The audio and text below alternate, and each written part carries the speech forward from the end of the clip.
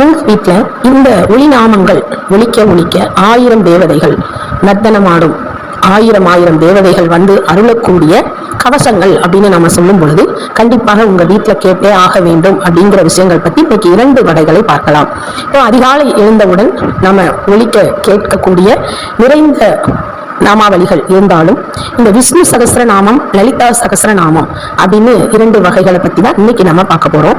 இந்த 1000 நாமாவளிகளுக்கு 1000 என்றாலே பிரம்மாண்டமாக வருகின்றது அல்லவா? அப்படி இருக்கும் பொழுது சக்தி நிறைந்ததுதான் அனைத்து வகைகளும். எதிலும் சக்தி குறைவானது கூடியதாக நாம் கூற முடியாது. ஆனா ஒரே நேரத்துல நம்ம 1000 கூப்பிடுறோம் அப்படிங்கும் பொழுது அதற்கு கூடுதலான சக்தி கிடைக்குது இல்லையா? அதனால இந்த 2 சகஸ்ர நாமங்கள் வீட்டில் ஒலித்தே ஆக வேண்டும்.